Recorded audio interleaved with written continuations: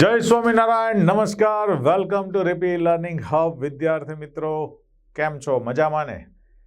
ચાલો આજે આપણે જી નીટના સ્પેશિયલ ઘન અવસ્થાના એમસીક્યુ જોઈશું, જે અત્યાર સુધીમાં તમે જે ડીપ થિંકિંગ કરતા શીખ્યા છો એના આધારે આપણે એને સોલ્વ કરશું. તો ચલો શરૂ કરીએ જી નીટના સ્પેશિયલ એમસીક્યુ મિત્રો. સૌથી પહેલો જ એમસીક્યુ છે મિત્રો, સીઝિયમ બ્રોમાઇડ અંતઃકેન્દ્રિત ઘન સ્ફટિકીકરણ પામે છે. એકમ કોષના ધારની લંબાઈ એ તમને આપી દીધી છે 436.6 પાઇકોમીટર, મતલબ કે 436.6 ગુણ્યા 10⁻10 સેન્ટીમીટર થશે. સીઝિયમનો પરમાણુ ભાર ને આ બે આપ્યું છે એટલે અણુભાર આપણને મળી જશે આ બંનેના સરવાળા જેટલું મિત્રો, એટલે આ 3 ના 3 13 ને 8 21,213 ગ્રામ પર મોલ મળશે. ચાલો એવો ગેડ્રોઆંક પણ તમને કહી દીધું છે 6 ગુણ્યા 10⁻23. તો ઘનતા તમારે શોધવાની છે મિત્રો. ઘનતા માટે તમે બધા જાણો છો ડેન્સિટી બરાબર Zm બાય એ ઘન Na છે. ચલો Z આપણું સીઝિયમ ક્લોરાઇડ અંતઃકેન્દ્રિત છે. જો અંતઃકેન્દ્રિત હોય ને એટલે સૌથી પહેલા તો Z બરાબર 2 થશે. 2 ગુણ્યા 213 એનો અણુભાર લઈ લીધો.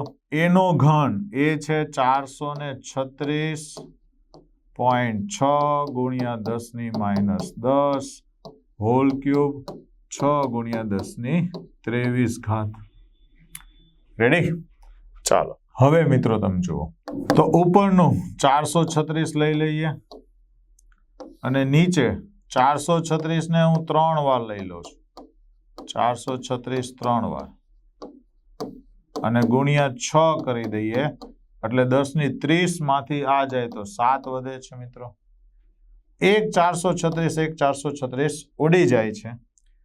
તો હવે મિત્રો આપણે 436 વાળો ભાગાકાર વિચારવાનો થાય. 1/436 ગુણ્યા 436 ગુણ્યા 6 અને 10⁻7.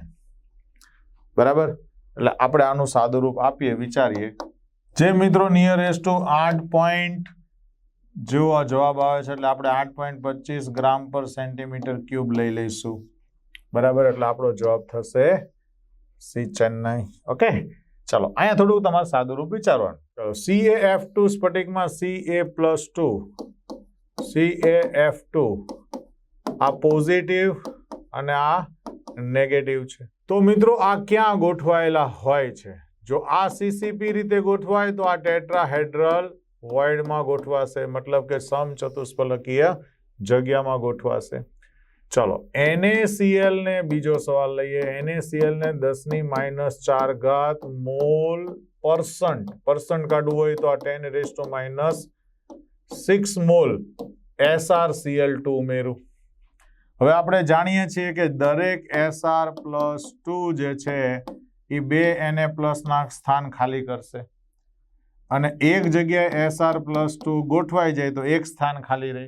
મતલબ જેટલા Sr+2 ના પરમાણુ આવે એટલા સ્થાન ખાલી રહે. તો 10⁻6 જે છે એને ગુણ્યા હું 6 ગુણ્યા 10⁻23 કરી નાખું એટલે એટલા Sr+2 આયનો આવશે, કેમ કે મોલ આપેલા છે ને એક મોલના આટલા આયનો હોય જ. તો આ જવાબ થશે મિત્રો 6 ગુણ્યા 10⁻23 માંથી 6 જાય એટલે 17 વધશે.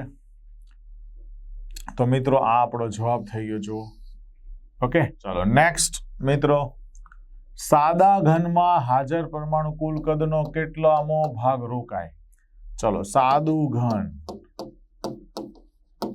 સાદા ઘનની અંદર પેકિંગ ક્ષમતા વિચારીએ તો કે ગોળા દ્વારા રોકાતું કદ અને એકમ કોષનું કદ ગુણ્યા 100. ચલો સાદો ઘન એટલે મિત્રો તમે બધા જાણો છો એમ કે એ 8 ખૂણે એક પરમાણુ ગોઠવાયેલા હોય છે.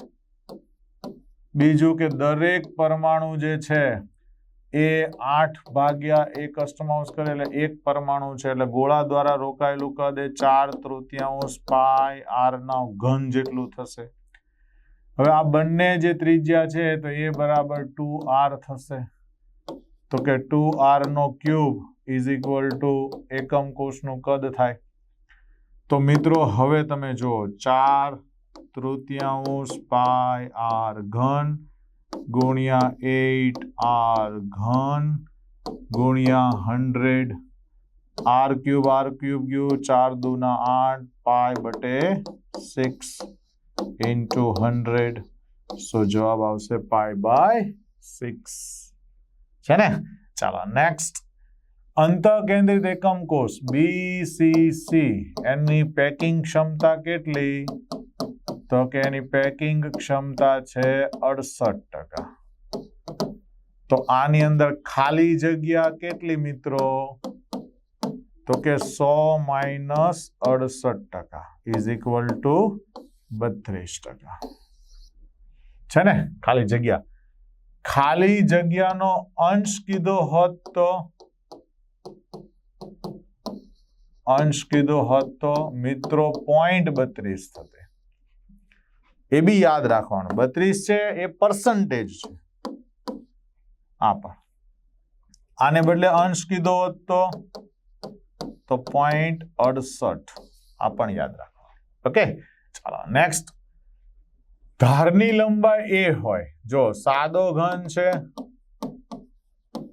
તો એની અંદર a બરાબર 2r છે હવે આપણે એના સંદર્ભમાં લેવું છે સાદો ઘન હોય તો a બરાબર 2r છે તો એનો મતલબ r બરાબર a/2 થશે હવે 1/2 એ તો 3 જગ્યાએ છે જો એટલે એનાથી કઈ આપણને ફરક નહીં પડે પણ બીસીસી જે છે એની અંદર અંતઃવિકર્ણ કે જેની અંદર આવી રીતનું હતું એટલે √3a બરાબર 4r હતું તો r બરાબર √3/4 એ થશે √3/4 એ અહીંયા એક જ જગ્યાએ જો છે તો એનો મતલબ જવાબ આવી ગયું સેમ વે એફસીસી માં પણ ગણીને સમજાવે આ જે છે એ ફલકનો વિકર્ણ છે એટલે એ √2a થશે તો કે 4r તો r બરાબર √2a/4 તો 1/2 √2 આવો જવાબ આવશે ઓકે ચાલો નેક્સ્ટ કયું વિધાન ખોટું છે ચાલો આણ્વીય ઘન બાષ્પશીલ છે સાચું છે હીરાના એકમ કોષમાં કાર્બન પરમાણુ 8 હોય છે તો કે એ પણ સાચું છે 8 જ હોય આપણે ગણેલું છે ઓલરેડી બ્રેવિસ લેટિસની સંખ્યા 14 વિભાગમાં વિભાજિત થાય સાચું છે તો એનો મતલબ એમ કે ડી વિભાગ કેવું હશે ખોટું જ હશે કેમ તો કે જો આદિમ એકમ કોષમાં રોકાયેલો પર્સન્ટેજ અંશ છે ને 0.52 આવે 48 તો ખાલી આવે બરાબર ચાલો નેક્સ્ટ લિથિયમ ધાતુ અંતઃકેન્દ્રિત છે એટલે કે Li નું સ્ફટિકીકરણ બીસીસી રીતે થાય ધારની લંબાઈ આપેલી છે 351 પાઇકોમીટર છે તો પરમાણ્વીય ત્રિજ્યા r કેટલી હવે મિત્રો જ્યાં ધાર આપેલી છે ને બીસીસી આપેલી છે તો બીસીસી માટે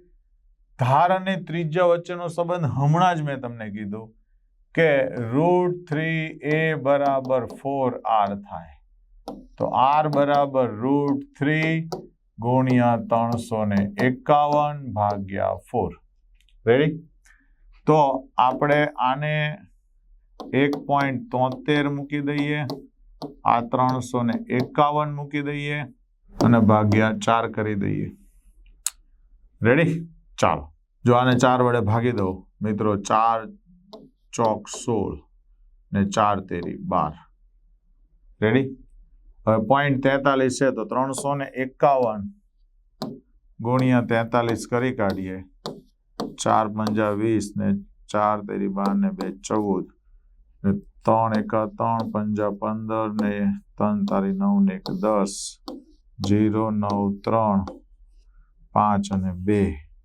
સોરી 150 તો આપણો જવાબ આવશે 151.8 ઓકે 150.93 પાઇકોમીટર જેવો જવાબ આવ્યો ઓકે, ચાલો નેક્સ્ટ. કોપર એફસીસી પ્રમાણે ફલક કેન્દ્રિતમાં જાય છે, બરાબર. એકમ કોષની ધાર 361 પાઇકોમીટર છે. તો કોપરની ત્રિજ્યા કેટલી થશે? હવે એફસીસી હોય તો √2a બરાબર 4r થશે.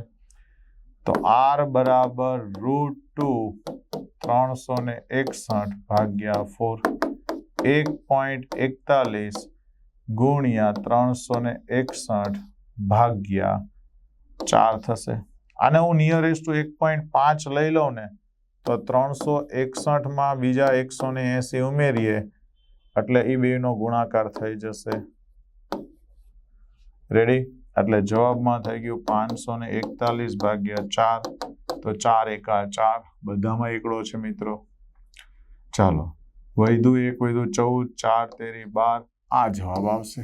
6 ચોક 24 એટલે 5 ચોક 20, નિયરેસ્ટ ટુ 100 ને આની આજુબાજુનો જવાબ આવશે. ઓકે, ચાલો નેક્સ્ટ. એબી ઘન લેટીસમાં ધારની લંબાઈ અંતઃ કેન્દ્રિત છે જો આ વખતે, અને એમાં ધારની લંબાઈ આપી છે 387 પાઇકોમીટર. બે વિરુદ્ધ આયનો વચ્ચેનું અંતર એટલે કે r+ + r- કેટલું થાય એ આપણે જોઈએ.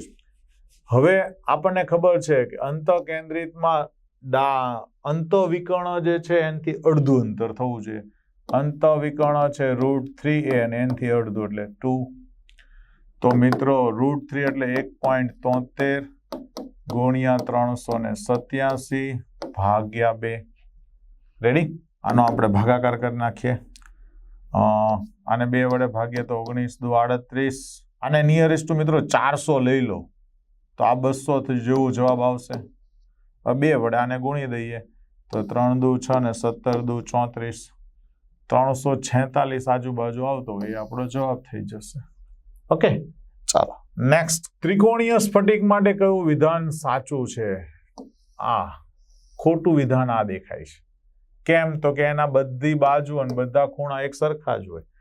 ટ્રાયગોનલ યાદ કરો તમે. A = B = C, alpha = beta = gamma is not equal to 90. ખૂણા તો સરખા જ છે ને. ચલો નેક્સ્ટ લઈએ મિત્રો. NaCl એકમ કોષ જે છે NaCl જેવું આ XY નું બંધારણ છે. તો હવે તમે જાણો છો એમ NaCl માટે R+ અને R- ત્રિજ્યાનો ગુણોત્તર ન્યૂનતમ 0.414 જેટલો છે. થી 0.73 ની વચ્ચેનો આંકડો આવે એટલે આપણે ન્યૂનતમ લઈને ચાલીએ. તો અહીંયા 100 આપેલું છે અને R- આપણને પૂછ્યું છે. તો મિત્રો જેવું તમે R- ને સૂત્રનો કરતા બનાવો ને 0.414 વડે ભાગો.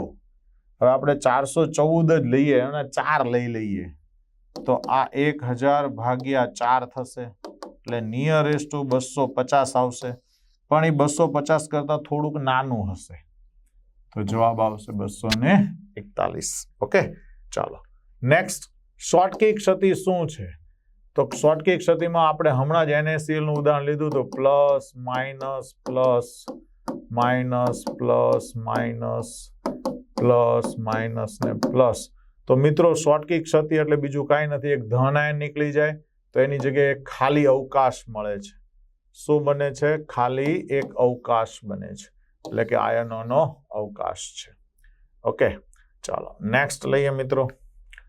ઘન ક્લોઝ પેકમાં હાજર પ્રતિ પરમાણુ અષ્ટફલકીય છિદ્રો કેટલા? તો કે ગોળાની સંખ્યા જો n હોય તો ટેટ્રાહેડ્રલ વોઇડ 2n થાય અને ઓક્ટાહેડ્રલ વોઇડ એ n થાય. તો n જેટલી જ થઈ એટલે એક પરમાણુ હોય તો એક જ અષ્ટફલકીય છિદ્ર થશે. ચાલો નેક્સ્ટ. ફલક કેન્દ્રિત લેટીસમાં ધાતુનું સ્ફટિકીકરણ થાય. ધારની લંબાઈ આપી દીધી છે 408. તો પરમાણુનો વ્યાસ એટલે કે 2r શોધો. બરાબર. ફલક કેન્દ્રિત હોય તો ફલક કેન્દ્રિતમાં આવી રીતનું ફલકમાં ગોઠવણી થાય જે √2a બરાબર 4r છે. તો એનો મતલબ એમ કે 2r જોઈતું હોય તો શું થાય? તો કે a/√2 થશે.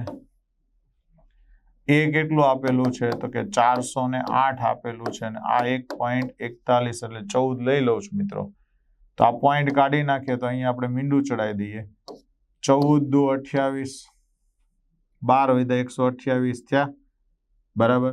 તો 14 સત્તા 98, 14 નવા 126 એટલે 2 9 ની નજીકનો જવાબ આવતો હોય આ છે.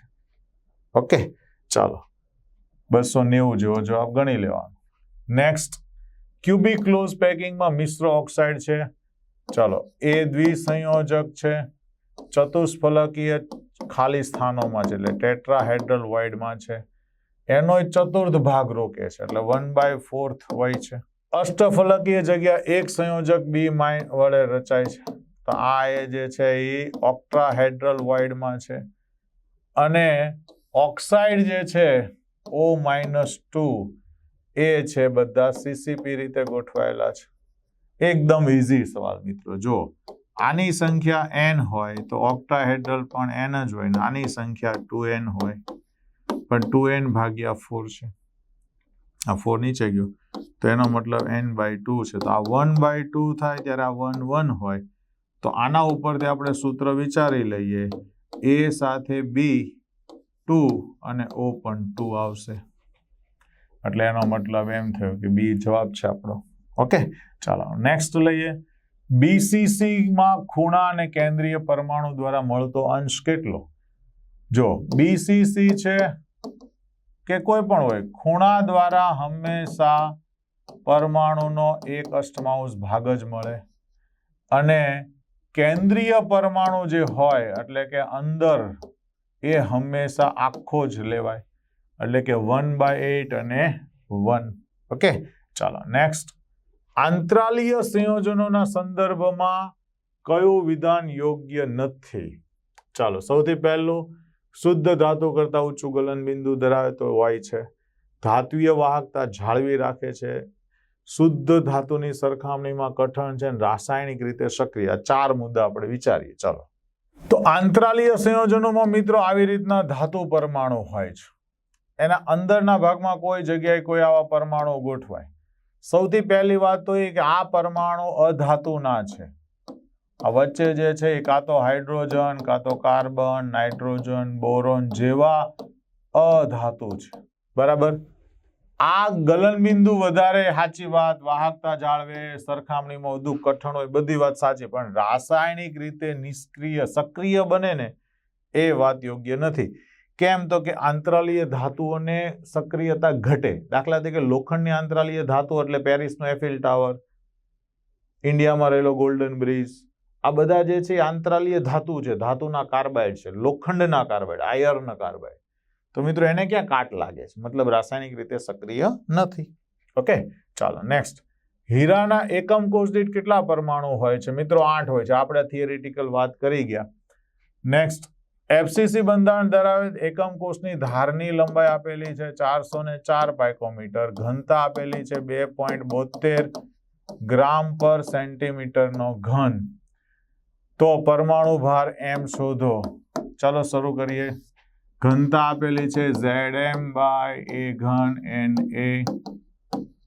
હવે આપણે m જોઈતો હોય તો ઘનતા ગુણ્યા A ઘન ગુણ્યા Na/Z કરવું પડશે. ચાલો ઘનતા આપણને આપેલી છે 2.72. A 404 જે પાઇકોમીટર આપેલું છે મિત્રો એને આપણે 10⁻10 લગાડીએ એટલે સેન્ટીમીટર થઈ જાય અને 6 × 10⁻23 લગાડીએ એટલે એ થઈ જશે અને આ FCC હોય એટલે જવાબ આવે 4. રેડી? ચાલો તો આપણો જવાબમાં 2.72 × 404 × 404 × 6 ભાગ્યા 4 ગુણ્યા 10⁻7 છે. રેડી? આને આપણે અહીંયા ઉડાડી દઈએ તો 101 આવ્યું. નિયરેસ્ટ ટુ 100 લઈ લઈએ તો 100 ઉડી ગયું ને આ 272 થઈ ગયું.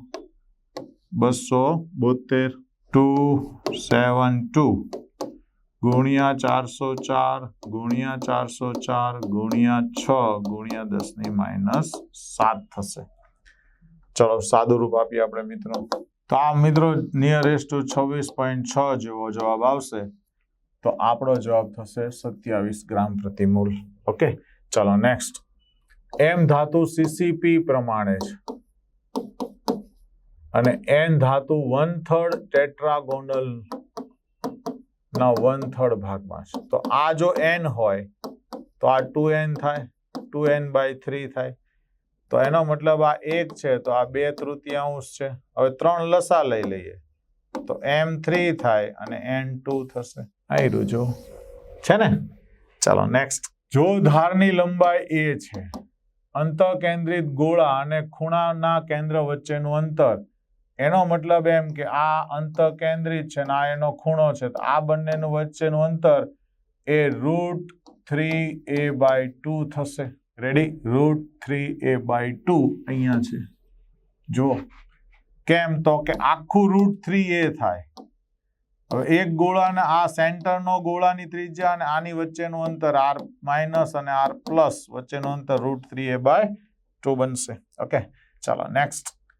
બી પરમાણુ HCP છે, એ પરમાણુ 1/3 ચતુષ્ફલકીય છિદ્ર. તો આને તમે n વિચારો તો આ 2n વિચારાય, પાછું એ જ જવાબ આવશે. રેડી? તો આ B3 થશે અને A2 થશે. ઓકે, ચાલો નેક્સ્ટ. આપેલી ધાતુ સીસીપી બંધારણમાં છે. મિત્રો જોજો, એની ધારની લંબાઈ આપી દીધી 361 પાઇકોમીટર. Z તમને આપી દીધું 4. જો એકમ કોષ દીઠ પરમાણુની સંખ્યા 4 અને તમને એમ કીધું છે, આનો મતલબ આ FCC છે. પરમાણુની ત્રિજ્યા જોઈતું હોય તો √2a = 4r કરવું પડે. તો 1/2√2a થશે. હવે a કેટલું અને આ 2, આ 1.414 અને a આપણને આપેલું છે 361. રેડી? આ 14 × 28 એટલે નિયરેસ્ટ ટુ 3 ગણી લઉં છું. ના 361 છે. તો મિત્રો 1, 2 અને 0, 120 જેવો જે જવાબ આવતો હોય એ આપણો જવાબ થશે. એટલે આ 127. ઓકે, ચાલો નેક્સ્ટ. BCC માં ખાલી સ્થાન કેટલું? ચલો BCC ભરેલો ગોળા દ્વારા રોકાતું સ્થાન કેટલું? તો કે ગોળા દ્વારા રોકાતું સ્થાન એ છે 68%. તો ખાલી સ્થાન કેટલું હોય? એ 32% છે. ઓકે, 32%. રેડી? ચાલો નેક્સ્ટ. સ્ફટિકમય ઘનના સંદર્ભમાં કયું વિધાન સાચું છે? ફ્રેન્કલ ક્ષતિ વિસ્થાનીકરણ છે. મતલબ કે ધન આયન છે એ ખસીને ઋણ આયનો વચ્ચેની જગ્યામાં જાય છે. મિત્રો અહીંયા પહોંચે છે. આલ્કલાઇન ધાતુના હેલાઇડમાં ફ્રેન્કલ ક્ષતિ જોવા મળે છે. શોર્ટકી ક્ષતિ ઘનતાની અસર થતી નથી. આ વિધાન તો 100% ખોટું છે, ઘટાડે જ છે. બરાબર? ફ્રેન્કલ ક્ષતિમાં ઘનની ઘનતા ઘટે, આ પણ ખોટું છે. ઘનની ઘનતા અચળ રહે છે. ચાલો હવે આલ્કલાઇન ધાતુ હેલાઇડ, આલ્કલાઇન એટલે Mg વાળા, અને ફ્રેન્કલ ક્ષતિ એ વિસ્થાનીકરણ. વિસ્થાન એટલે એક જગ્યાએથી બીજી જગ્યાએ બદલવું, વિસ્થાપન થવું. વિસ્થાનીકરણ એટલે બદલાઈ જવું. ટૂંકમાં આપણો જવાબ બને છે એ બને છે. ઓકે, ચલો નેક્સ્ટ. NaCl અને AgCl સ્ફટિકમાં ક્ષતિ અનુક્રમે કઈ? NaCl માં શોર્ટકી ક્ષતિ આવે અને AgCl માં મિત્રો ફ્રેન્કલ ક્ષતિ આવે. અહીંયા Ag+ અને Cl- વચ્ચે કદનો તફાવત ઘણો વધારે છે. એટલે ચાલો, CaCl એટલે BCC પ્રમાણે હોય, સીઝિયમ ક્લોરાઇડ કયા પ્રમાણે હોય? BCC પ્રમાણે. તો R of cesium+ વત્તા R of Cl- is equal to √3a/2 થશે. કેમ? તો કે બોડી ડાયાગોનલ. રેડી? કેટલું થશે? √3a/2 થશે. કેમ? જો અહીંયા જો, હજુ એકવાર ડિટેલ વાત કરીએ. તો મિત્રો આ એકમ કોષ થઈ ગયો. અહીંયા ગોળો છે ને એ સીઝિયમ પ્લસ છે અને આ ગોળો અને આ ગોળો એ બધા એકબીજાને અડે છે. તો આ આખું અંતર કેટલું છે તો કે √3a છે અહીંયાથી અહીંયા સુધીનું. હવે આટલું અંતર જોઈતું હોય તો એનાથી શું કરવું પડશે? અડધું કરવું પડશે. રેડી? ચાલો. લિથિયમ BCC પ્રમાણે બંધારણ ધરાવે છે. એની ઘનતા તમને આપેલી છે 530 કિલોગ્રામ પર મીટર ક્યુબ. પરમાણુ ભાર આપી દીધો છે 6.94 ગ્રામ પ્રતિ મોલ.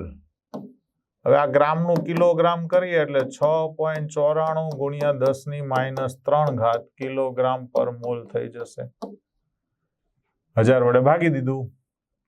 તો ધારની લંબાઈ એ શોધો. ચાલો આપણે અહીંયા માટે ઘનતા બરાબર ZM A ઘન NA સૂત્ર છે. તો A ઘન બરાબર Z. BCC બંધારણ હોય એટલે Z બરાબર 4 FCC માટે અને BCC માટે 2 બરાબર એટલે 2. એનો અણુભાર અહીંયા લઈ લઈએ 6.94 ગુણ્યા 10⁻³ ચાલો. ડેન્સિટી આપેલી છે 530 કિલોગ્રામ અને Na 6 ગુણ્યા 10⁻23. રેડી? ચાલો.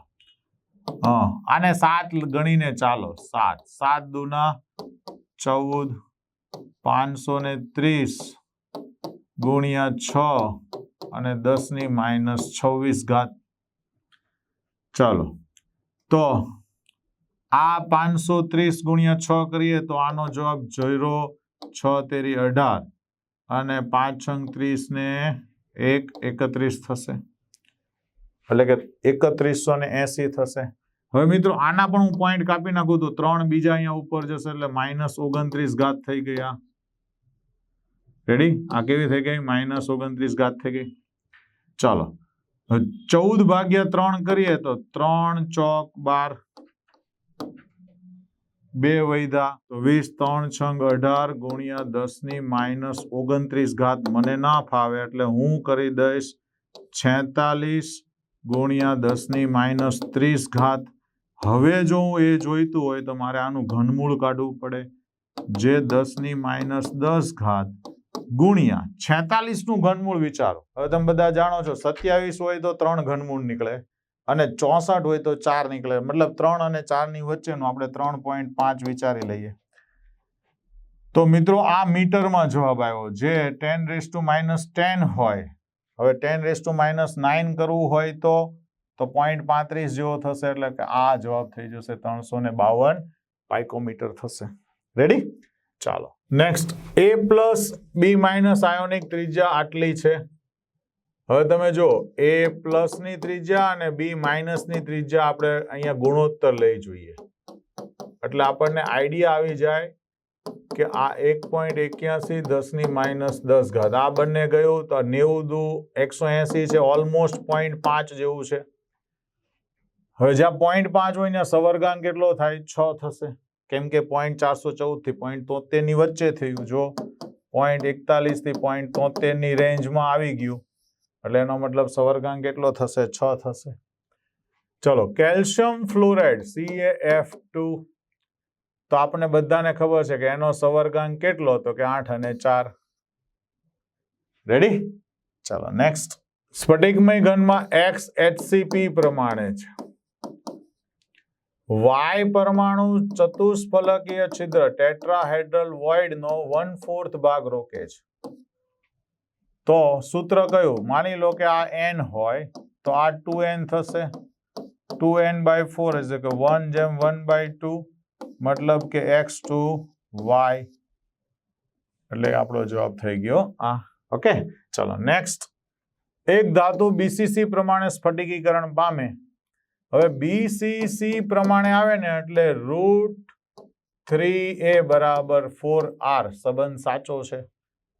જો ત્રિજ્યા 4 એંગસ્ટ્રોમ હોય તો એ બરાબર આ 4 એંગસ્ટ્રોમ છે અહીંયા એંગસ્ટ્રોમ અને √3 તો 16 ભાગ્યા 1.73 કરવું હોય મિત્રો તો નિયરેસ્ટ ટુ આપણે ભાગાકાર લાવી શકીએ. હવે આમાં તો બીજું આવી જ રીતનું આપ્યું છે તો 16/√3 એ ચાલે ને. જો આ આવી ગયું જો ને આપણે આ એનું એ જ રહેવા દે એંગસ્ટ્રોમ નથી કરતા તો 16a/√3 જો છે જ. ઓકે તો આ સાથે જ આપણે અહીંયાનું કામ સમાપ્ત કરીએ છીએ. જય સ્વામિનારાયણ. નમસ્કાર. ખુશ રહો. સલામત રહો.